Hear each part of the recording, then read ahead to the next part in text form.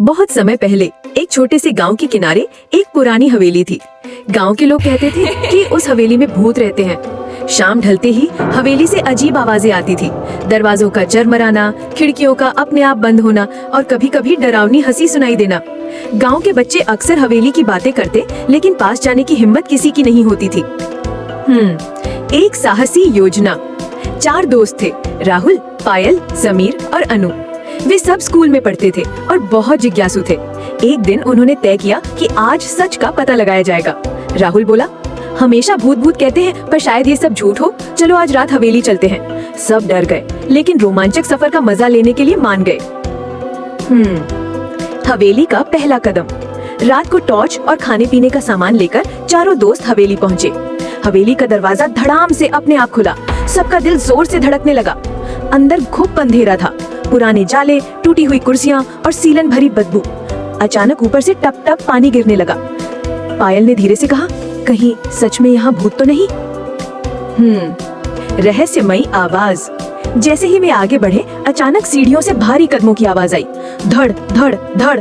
फिर एक कर्कश आवाज गूंजी, कौन है मेरी हवेली में? चारों डर के मारे एक दूसरे से चिपक गए। अजीब कमरा। वे दौड़कर एक कमरे में छिप गए। वहाँ एक पुराना अलमारी थी और अंदर से रोशनी निकल रही थी। अनु ने धीरे से दरवाजा खोला। अलमारी में एक पुराना लालटेन रखा था और उसके बगल में एक मोटी किताब। किताब अपने आप खुल गई और पन्ने पलटने लगे। किताब पर लिखा था, इस हवेली का राज तभी खुलेगा जब कोई निडर बच्चा सच की तलाश करेगा। असली भूत। अचानक हवा का झोंका आया और उनके सामने एक बूढ़े भूत का चेहरा प्रकट हुआ।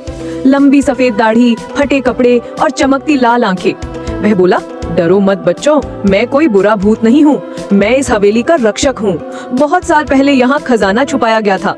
लालचियों से बचाने के लिए मुझे इसे संभालने का श्राप मिला। असली खजाना। चारों बच्चे कांपते हुए बोले, तो क्या हम खजाना देख सकते हैं? भूत मुस्कुराया और अपनी उंगली हिलाई। अलमारी हिली और जमीन खुल गई। अंदर एक पुराना संदूक था। जब बच्चों ने संदूक खोला तो उसमें सोना चांदी नहीं, बल्कि ढेर सारी किताबें और खिलौने थे। भूत ने कहा, ये खजाना तुम्हारे जैसे बच्चों के लिए है। असली दौलत खेल और ज्ञान है। Happy ending. बच्चे खुशी खुशी किताबें और खिलौने लेकर हवेली से बाहर निकले। गांव वालों को बताया तो सबको समझ आया कि हवेली भूतिया नहीं बल्कि